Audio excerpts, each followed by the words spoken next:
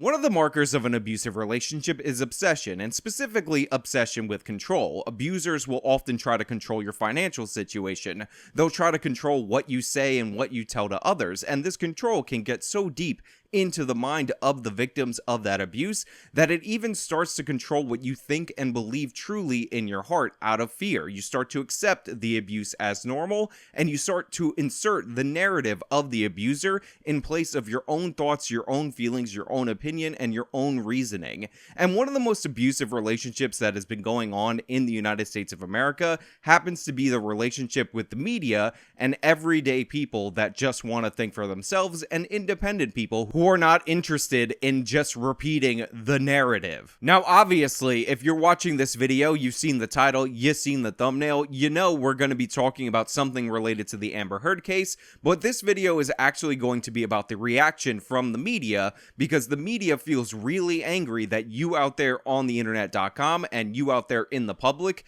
can watch the trial, form your own opinion, and people are actually becoming successful by countering the narrative that they've laid forward that you're supposed to believe. But before we get into this, we have a sponsor of this video. We're going to throw it over to them, and then we're going to talk about this on the other side. Like it or not, our appearance has a big impact on our mental health. I'm sure you've heard the expression, if you look good, you feel good, and that could not be more true. This is why there's so many anti-aging products out there on the market. But the thing is, these don't really work because they don't address the root cause of aging. What you need is a good collagen supplement. With one of these, you could have better looking skin, better looking hair, and actually have better gut health. But you're not gonna run out to the store and buy the first collagen thing that you see like a dumb idiot. You're gonna get the top of the line stuff over at Health with Justice. This collagen powder is the best, the absolute tops. I take it every day and my skin is so soft, my hair is so luxurious, and I just look fantastic, which is why I feel so much better than all of you who haven't got all of this. But fear not, friends, you don't need to be left out of this party. If you go over to Health with Justice right now, you could get 51% off exclusively for my audience. Healthwithjustice.com, get your collagen powder. So as you guys know by now, Amber Heard has lost her defamation case against Johnny Depp. Now, as I talked about in my previous video, she technically did win on one count, but if you want to factor it in terms of the number of counts or the number of money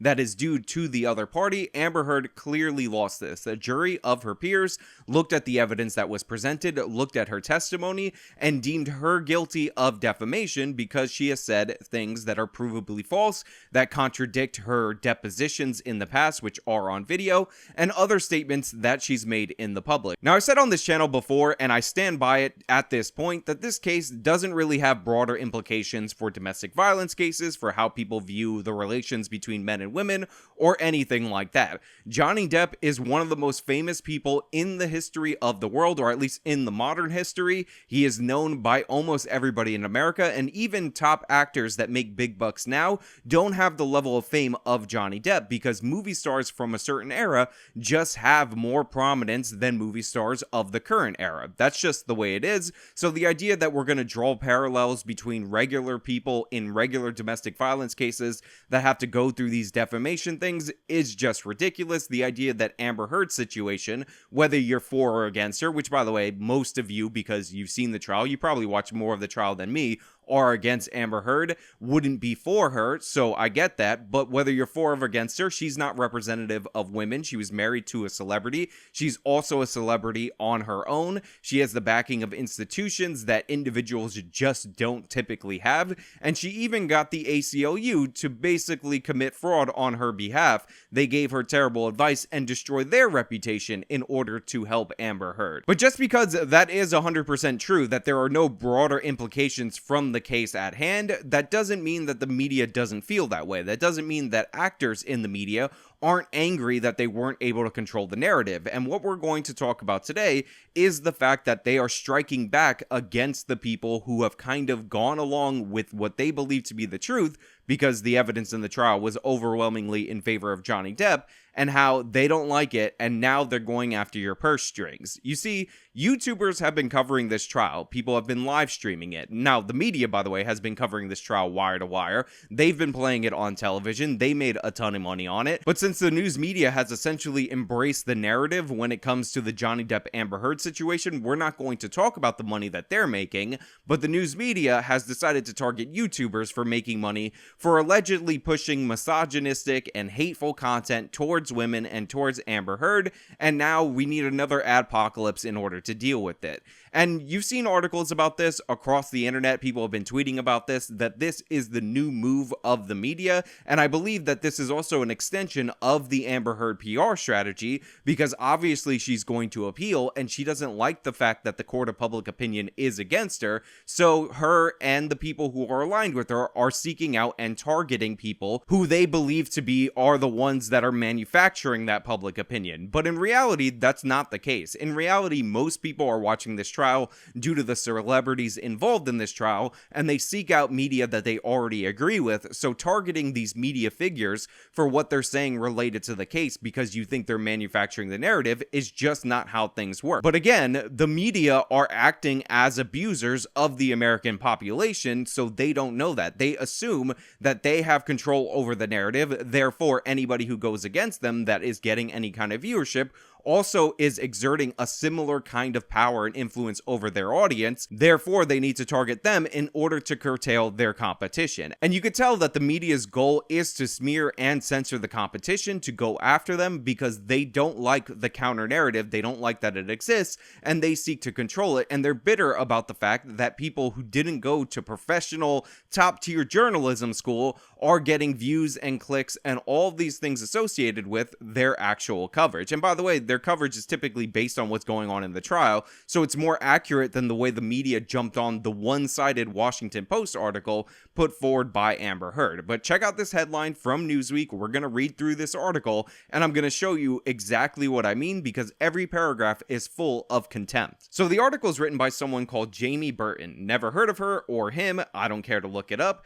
And the article's headline is, YouTubers' videos dragging Amber Heard may make him up to $64,000 a month. Now, this headline in this article is meant to play on the envy of people out there. It's meant to scare YouTube and scare advertisers into thinking that what people are actually making, what advertisers are actually advertising on, is very mean content, very misogynistic content, possibly racist content, because, you know, after the jury came in with their verdict, for some reason, people were trying to say that the Amber Heard verdict has implications for black women everywhere, because everything has to be about racism in our society. And you could just tell they're trying to play off of that envy and hatred that these people aren't really earning it, when in reality, Jamie hasn't earned anything near any of these YouTubers who put in the work, covered the trial, and actually speak to the people and form connections with their audience that this person can never possibly do. And if you don't believe that this isn't just Jamie reporting the proper headlines, just giving you the information, giving you the facts,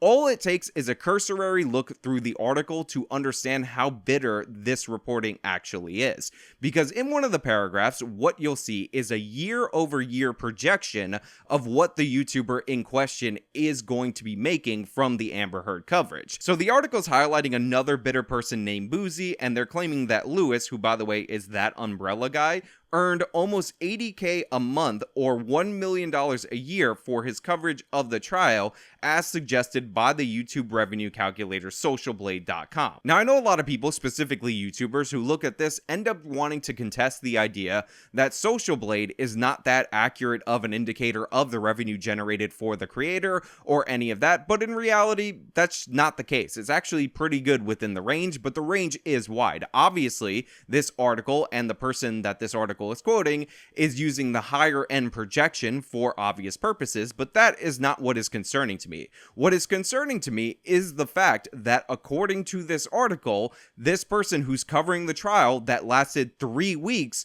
would make $1 million a year off of covering this trial, even though again, it lasted 3 weeks. What is the reason for putting that in the article other than for you guys out there in the audience who are bitter and jealous of other people's success, who are the audience of Newsweek, to think that somebody's making $1 million off of being abusive to the innocent woman Amber Heard? Everyone knows that this is not the case. Cursory research on YouTube would let you know that you're not guaranteed any amount of views month to month, and a 3-week story doesn't play as well after a year or throughout the course of a full year. So this calculation, even though it exists on Social Blade, even though you could argue it's technically factually true because it's on Social Blade, is only being reported by all these different news agencies for the sole purpose of inciting hatred against YouTubers and getting YouTube, the company, to clamp down on the coverage that this person disagrees with.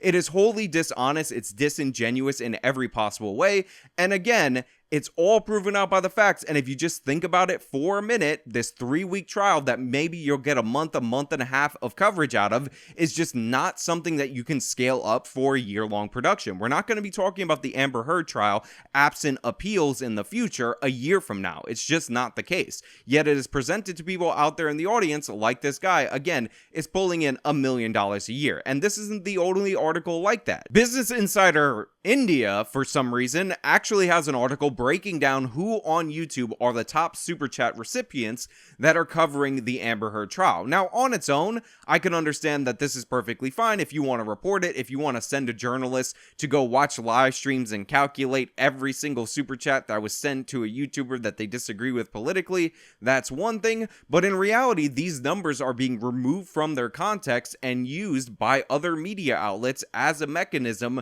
to lobby YouTube to clamp down on people disagreeing with the Amber Heard narrative that the media wants to put forward. The idea is you can't have you guys out there, the plebs, the dirtbags, the worthless people, according to these journalists, super chatting what you actually believe based on what you're seeing in the trial to your favorite YouTubers, because if we had that, then the legitimate journalists like Taylor Lorenz would not get the esteem that they're due. So you see these numbers, and of course they have the old calculations of the income from a previous year versus the once-in-a-lifetime coverage of this trial that we're seeing. Also not factored into these calculations is that YouTube actually takes 30% of the super chats, so every time you super chat your creator, they actually jack at least 30%. Sometimes they've actually taken 35% of certain super chats from me, which I'm not a big fan of. I think that might be due to the fact that certain payment processors actually take their own cut, so by the time it gets to me, it's way less. When Streamlabs actually takes something like 1 or 2%, way better option for live streaming. But again, these people are having these impromptu live streams. People are donating that money out of the goodness of their heart because they appreciate the coverage, because they're entertained, and now it is becoming fodder for the mainstream media to demand censorship of YouTube. And by the way, a lot of the channels that these people are naming are not just upstarts covering the Amber Heard thing just because it's the new hot trendy item. A lot of these people are legal channels that put in the work for years. They built up their brand, and they were fortunate enough in terms of their lives to come across a once-in-a-lifetime story that fits within their category that people have a giant appetite for coverage for. Now, when I see $250,000 in pre-YouTube cut coverage for a month and a half's worth of coverage of the Amber Heard trial, there's definitely a part of me that wishes that I would have done live streams covering this event, because I'm trying to save up money so I can get myself a bigger space so I can put forward a better show for you guys. But in reality, I was just not one of those people that was super interested in the celebrity trial. It's not one of my favorite things to do. That being said, if this goes on to appeal and you guys are going to be dropping $250,000 for people covering this, I will be covering it wire to wire. I will be streaming for 18 days straight, just everything about the trial over the weekends. I will be like, Amber Heard, everything to me. I'm just gonna look in your face and all that and talk about how I think you're wrong based on everything, as long as you guys give me that super chat money, sign up for my Patreon, and just donate to my down payment fund so I can get myself a bigger space and have myself a real authentic studio. Now, with that being said, obviously there's some content creators, some YouTubers that have more care and more intellect in their coverage. One of the guys that I definitely appreciate that was doing really well due to the Amber Heard coverage was Nate the Lawyer. Nate the Lawyer is somebody who's always been really solid on legal issues. I like some of his takes. Sometimes I'll even defer to some of his takes because he's actually a lawyer. He knows what he's talking about, and he just doesn't come off off as a bad guy. Every single interaction I've had with him has been positive, whether we agree or disagree, and he seems to be somebody who supports this channel, which is great because I support his channel, and he really got a huge boost from the Amber Heard trial, and he's definitely somebody who deserves it. And the idea that he and other people who covered these trials, who actually brought their intellect to the table, who actually got some more interest in their specific side of the trial, are going to be censored, demonetized, and punished for their coverage, for bringing eyeballs to the screens, is absurd in every possible way. On top of that, it's insanely hypocritical. I talked about how the media was covering this wire to wire, but remember, Savannah Guthrie got this exclusive interview that they released over the course of 5 days over at the Today Show and Dateline, I believe, or Nightline. I forget which one it was. You think that was done for the interest of forwarding what's good related to domestic violence, or do you think that was done to keep people returning to the screen so that they could watch this controversy unfold? This was the only exclusive interview from Amber Heard. They were hanging on to it. It was within the public interest, and they dabbled out little by little to rope you guys in order for you to watch that show. You think her motives are pure as the driven snow? Did you know that her husband was actually a consultant for the Johnny Depp defense team? But for some reason, when it's NBC, when they're doing a highly produced, highly edited sit-down interview where they give Amber Heard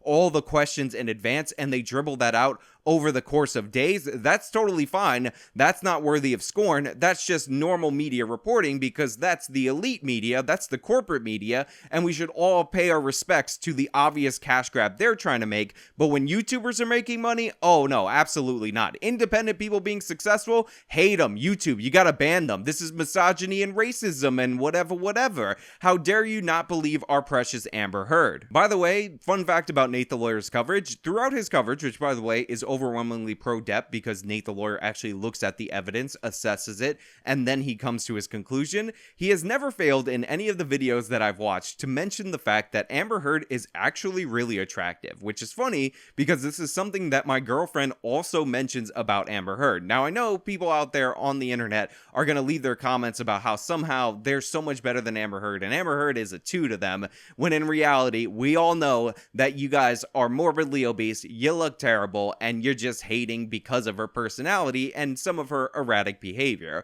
But because Nate has said this so many times in the videos that I've watched, because my girlfriend has reminded me of this, every time I watch, I find myself looking at her face and actually being a little bit in awe of how nice looking this woman actually is. Now, is she a problem? Yes. Do I believe she has a lot of sinister intent? Yes. Is this somebody that I would want to be trapped in a marriage with? Yes, but that's because she's rich and she wouldn't be able to extort a bunch of money out of me, even though she's a little bit crazy. But if I was also rich and richer than her, would this be somebody that I would want to be stuck in a marriage with? Probably not, because I would probably end up losing that because I ain't no Johnny Depp. I don't got the decades of love and fanfare that he's got, and I don't have the financial wherewithal to fight back against an overwhelming media campaign. So I just wanted to put that out there. I know that seems super random, but again, it's one of the aspects of Nate the Lawyer's coverage that I actually really appreciated, because it definitely sticks with you because he brings it up enough times for it to get in the back of your head. I know what Johnny Depp fell for.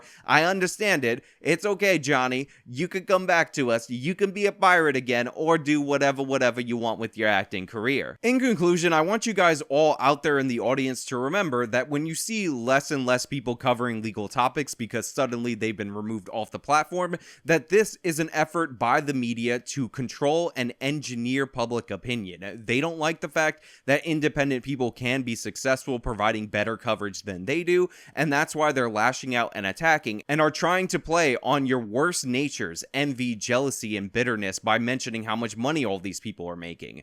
But in reality, these people deserve it. It's a once-in-a-lifetime moment, and you should be happy for other people's success, not scornful of it. But hey, those are just my thoughts. Let me know your thoughts down in the comments below. If you liked the video, show them by leaving a like, subscribe for more content, social medias, follow them, support via the support links. This has been me talking about the strike back from the mainstream media. Till next time.